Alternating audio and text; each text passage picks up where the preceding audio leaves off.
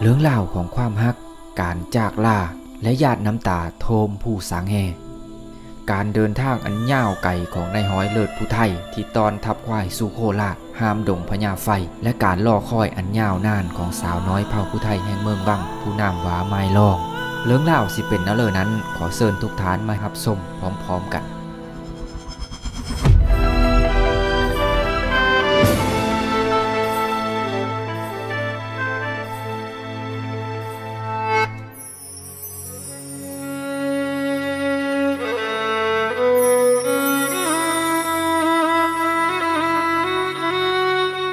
ในวันที่ 18 เมษายน ปีค.ศ. 1855 นั้นสยามได้เซ็นสนธิสัญญาการค้าเสรีกับจักรวรรดิอังกฤษโดยอิตาเซอร์จอห์นบาริงเป็นตัวแทนของควีนวิกตอเรียเป็นผู้มาลงนามกับสยามประเทศเฮ็ดให้เศรษฐกิจในภาคกลางของสยามณตอนนั้นเติบใหญ่แบบก้าวกระโดดมีการนำเฮาและกระส่งออกสินค้าหลายอย่างมีว่าจะเป็นผ้าไหมเครื่องเทศกระสุนดินปืนและสิ่งที่ถือส่งออกหลายที่สุดในตอนนั้นก็คือข้าวแต่การเฮ็ดกสิกรรมปลูกข้าวในสมัยนั้นยังต้องได้อาศัยแรงงานของคนและก็ควายเป็นหลักเฮ็ดให้มีความต้องการควายเป็นจำนวนโลงหลายอยู่เขตภาคกลางจึงพาให้เกิดขบวนการค้าควายห้ามประเทศเอาควายไปขายอยู่โคราชกลุ่มพ่อค้าที่ตอนควายไปขายบนเส้นทางอันยาวไกลเหล่านั้นคนจะเอิ้นขานกันว่านายฮ้อยเฮ็ดให้เกิดกระบวนการนายฮ้อยหลายกลุ่มทั้งอยู่เขตฝั่งขวาของแม่น้ำของมาจนฮอดทางฝั่งซ้ายนำและในเรื่องเล่าของไทยเมืองวังก็มีนายฮ้อยหนุ่มผู้หนึ่งผู้ที่ซื้อว่าบากองผู้เป็นยอดโด่งเจอของสาวไม้ล่องผู้เลอโสมบากองนั้นเป็นลูกหลานของคนผู้ดีมีอันจะกินและก็ยึดอาชีพการเป็นนายฮ้อยมาตั้งแต่รุ่นปู่โซนไม้ล่องนั้นเป็นสาวน้อยผู้ที่สูญเสียทั้งพ่อและกับแม่ตั้งแต่กำเนิดและกระทือเก็บมาเลี้ยงเป็นลูกบุญธรรมโดยครอบครัวหนึ่งซื้อแท้ๆของเราก็คือนางล่องแต่ตามธรรมเนียมของคนผู้ไทยทั้งเมืองวังในข้าวนั้นเพื่อที่เป็นลูกเลี้ยงหรือลูกบุญธรรมคนผู้นั้นจะมีคำว่าไม้นำหน้าเราก็เลยได้ซื้อว่าไม้ล่องบากองกับไม้ล่องนั้นฮักแพงผูกพันกันมาตั้งแต่น้อยจนใหญ่เป็นบ่าวเป็นสาวความผูกพันนั้นก็ได้พัฒนาเป็นความฮักอันลึกซึ้งเมื่อเติบใหญ่เป็นบ่าวสาวแล้วบากองก็ได้บอกกับพ่อแม่ว่าตนเองกับไม้ล่องนั้นฮักกันและก็เยอะได้ไม้ล่องมาเป็นเม่จึงเฮอพ่อแม่นี่ไปขอเฮอถูกต้องตามฮีดข้องพ่อของบากองก็ได้บอกกับลูกชายว่าอันเลิงมักเลิงฮักนี่พ่อแม่มีเคยห้ามลูกฮักเพ้อพ่อแม่ก็ฮักนำแต่เยอะขอน้ำย่างหนึ่งก็คือเยอะเฮอนำทับควายนี่ไปขายอยู่เมืองล้างอีเทลหนึ่งเสียก้อนคำว่าเมืองล้างในข้าวนั้นก็หมายถึงเมืองไทยในปัจจุบันนี่แหละพี่น้องขอบเขตของเมืองล้างก็คือฝะดงพญาไฟลงสู่ทงเพลงโคราชแต่ปัจจุบันเพิ่นเอิ้นว่าดงพญาเย็นโดยความที่ขีนคำขอของพ่อมิได้บากองก็เลยตกลงว่าสิไปแต่ด้วยความฮักและห่วงใยที่มีเฮอไม้ล่องนั้นบากองก็เลยเฮอพ่อแม่เฒ่าแก่นี่ไปมั่นหมายไม้ล่องไว้เสียก่อนกลับมาจากเมืองล้างจังตานจังแต่งเป็นโผเป็นเมตามฮีดข้องเขาทั้งสองก็เลยได้มั่นหมายกันไว้แบบเรียบง่ายตามฮีดของคนผู้ไทยเมื่อไม้ล่องหูว่านายฮ้อยบากองต้องตอนทับควายลงเมืองล้างในจิตเจอของไม้ล่องนี่ก็โห่งพะวงน้ำหลายอย่างเพราะคนโซนหลายที่ไปเมืองล้างนั้นโซนหนึ่งก็กลับมาแบบมีชีวิตอีกโซนหนึ่งก็กลับมาเพ่งผงกระดูกเพราะเส้นทางไปสู่เมืองล้างนั้นเต็มไปด้วยอันตรายถ้ามีแม้นระดับเจ้าพ่อหมอผีก็น้อยนักสิได้กลับมาแบบเป็นๆและอีกอย่างหนึ่งที่ไม่ลองโฮงก็คือความงามของสาวไทยสาวม่อนอยู่ทางสยามนั้นเป็นที่ล้ำลือไปทั่วแดนดินพอเมื่อตกเมืองไทยไปเมืองล้างบ่าวน้อยบ่าวใหญ่ทั้งหลายเมื่อพบสาวม่อนสาวไทยก็มักฮักเขาแล้วก็เอาเป็นลูกเป็นเม่แล้วก็อาศัยอยู่พุ่นเลยแต่บากองนั้นได้เบาะกับไม้ล่องอย่างหนักแน่นว่าตราบที่ค่อยยังมีลมหันเจออยู่มีว่าแหนค่อยสิกุดขาค่อยสิห้าหรือแต่โตค่อยขสิกิ้งมาตายเสดินผู้สังแห่บ้านเฮาศาสตร์นี้ถ้ามีเจ้าลมหันเจอของค่อยกะมีความหมายเมื่อลบลมควายได้หลายร้อยโตแล้ว กองทัพควายของนายห้อยบากองก็ได้พากันจัดการกะเกมกระสุนดินปืนข้าวสารอาหารแห้งสำหรับการเดินทางไกลเพราะการเดินทางจากเมืองวังไปโคราชนั้นขาไปต้องใช้เวลาถึง2 เดือนเพราะว่าต้องได้ยะนำควายแน่ควายก็ต้องได้ยุดกินหญ้าคนก็ต้องได้พักเศร้าหาอยู่หากินไปนำทางโซนขากลับนั้นก็ใช้เวลาย้างมาอีกประมาณ1 เดือนล่มๆแล้วทางไปกลับก็สิใช้เวลาประมาณ3 เดือนและในมื้อที่บากองจะเดินทางนั้นไม่ล่องก็ได้หึ้นมาส่งทางในห้อยบากองอยู่ด่านง่อยถึงผู้สางแห่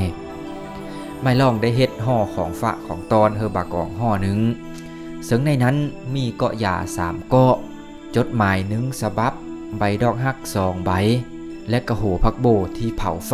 ไม่ล่องได้บอกกับในห้อยบากองว่าถ้าไอ้คืดหอดคอยเฮอไอ้ดมเบิ่งโหพักโบอันนี้เด้อถ้าโหพักนี้ยังหอมแสดงว่าคอยก็ยังอยู่ดีมีแห้งถ้าโหพักอันนี้ย่าหอมมือเลอแสดงว่าคอยมีอันเป็นไปแล้วโซ่เลิ้งโหเจอของคอยนั้นเจ้ามีต้องโห่งศาสตร์นี้คอยมอบให้เจ้าผู้เดียวอย่าว่าแต่เพลง3 เดือนต่อเฮอมันสิเป็น3 ปีหรือ30 ปีคอยกะสีรอคอยให้เจ้ากลับมาจนล่มหันเจอสุดท้ายหลังจากเบาะลากันแล้วนายห้อยบากองก็ได้ออกเดินทางมุ่งหน้าสู่โคราชนายห้อยได้ค่อยๆย่างออกจากด่านง่อยลับหายไปในเงาป่าภาพสุดท้ายที่พวกเขาเห็นกันก็คือสายตาอันโหงใหญ่ที่มีเฮอกันและกันข้าจะลงไทยไปเมืองล่างขายควายแต่งสาวถึงลมฝนร้อนหนาวก็จะทนสู้ซนฝ่าไปเมื่อทับควายไปถึงเมืองไทยจะได้หอบคำนำเงินกลับมาผู้คนจะเก่าขานนามข้าว่ายอดนักสู้ลูกผู้สร้างแห่เมื่อทัพควายของนายห้อยบากองได้ออกจากเมืองวังพวกเขาก็ได้เดินทางผ่านภูผาป่าดงทงกว้างบนเส้นทางอันยาวไกลการต้อนทัพควายไปขายยุคโคราชนั้นมันมีนั้นเพียงการเดินทางแต่มันคือการผจญภัยที่เดิมพันด้วยชีวิตเพราะในระหว่างทางนั้นเต็มไปด้วยอันตรายหลายรูปแบบบางคนก็ถูกเสือคุบกินน้ำทางบางคนก็ถูกงูพิษกัดตายและสิ่งที่อันตรายที่สุดก็คืออันตรายจากมนุษย์นำกันเองเพราะบางเขตนั้น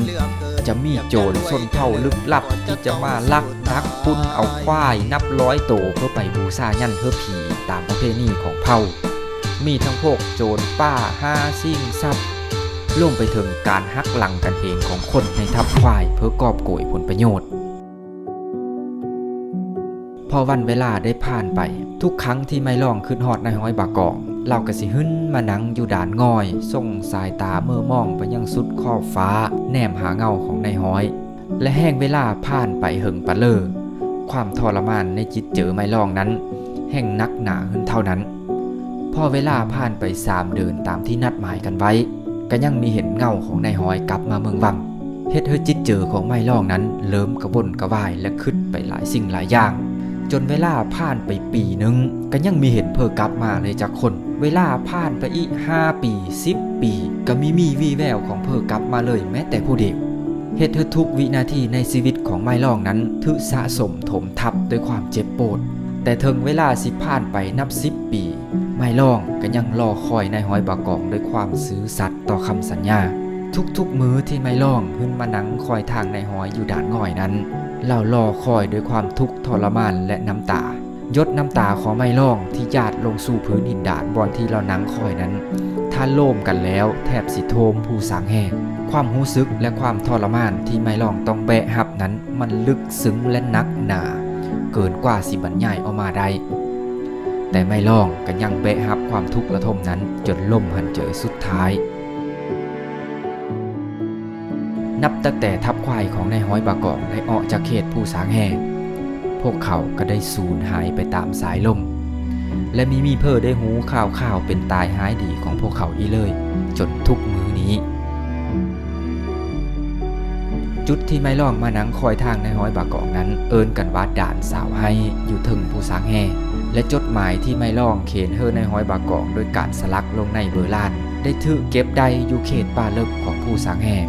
และก็ถือบันทึกลงในหนังสือประวัติศาสตร์เมืองวัง เนื้อในสั้นๆของจดหมายนั้นไม่ลองได้เขียนว่าไอ้ผู้พัดภาคน้องเดินเทศทางไก่ไก่มือนี้ไก่ท้อแม่มือไก่มือฮื้อไก่ท้อกิ่งก้อยไก่มือเล็กมือน้อยคอยอายก็มีเห็นละน้อขั้นบุญโหเฮาขาดได้แสนไก่ก็เฮอตาวต่อเฮอตกฟังกำแดนฮอกะตาวมาเนื้อไอเนอซึ่งทานสามารถไปฟังเต็มๆได้ในเพลงไม่ลองที่ค่อยแต่งและก็ปล่อยไปในเมื่อปี 2021 ทางช่องยูนาสตูดิโอนี่เด้อส่วนว่าเกิดพิเลหึนกับนายห้อยบากองนั้นค่อยจะยังมีทันสปอยตอนนี้ดีกว่าแต่อย่าให้ทุกคนได้ติดตามบทสรุปของเรื่องนี้ผ่านหนังที่ค่อยมีแผนจะสร้างให้ทุกท่านได้ชมแบบจุเจอด้วยความยาว1 ชั่วโมงไปไปเลยแต่ตอนนี้ยังมีท่านสร้างพี่น้อยยังหาทุนสร้างอยู่หวังว่าค่อยสิมีวาสนาได้สร้างหนังเรื่องไม่ลองให้ที่เจ้าได้เบิ่งแบบเต็มๆในชาตินี้และก็ต่างเป็นการเฉลิมฉลองครบรอบ10 ปีของยูนาสตูดิโอในเดือน8 ปี 2025 นี้หาทุนไม่ได้จากเธอเดี๋ยวจะได้มาเอาเงินน้ำสูนี่แหละผู้ละ5ผู้ละ10สมทบทุนช่วยและสุดท้ายนี้คอยจะบอกทุกคนว่าคอยรู้สึกซาบซึ้งหลายที่เจ้ายังฮักและก็ติดตามยูนามาตลอด10 ปีและก็เจอขอโทษ FC ทุกท่านที่คอยหายโหเป็นหลายปีแต่ตอนนี้คอยกลับมาแล้วกลับมาพร้อมไฟกลับมาพร้อมไอเดียและกลับมาพร้อมทุกอย่างที่เพียบพร้อมกว่าแต่ก่อนสำหรับวิดีโอนี้ก็จะได้ขอลาทุกท่านไปก่อนเอาเป็นว่าพบกันใหม่ในคลิปต่อไปต่อจากนี้ยูนาสตูดิโอจะอัปโหลดคลิปนิทานคลิปเรื่องเล่ากับภาพประกอบ AI อาทิตย์ละ1 คลิปดีไม่ดีอาจจะหลายกว่าหันแต่น้อยสุดอาทิตย์ละคลิปพี่น้องเอ๋ยขอบเจอแล้วพบกันใหม่ตอนต่อไปเกิดเป็นควายมันยังอดทนเฮาเกิดเป็นคนอย่าให้น้อยหน้าควายในเมื่อเฮาเกิดมาจนยากบ่ยอมลำบากก็ต้องอดตายบ่มีภัยอย่าเกิด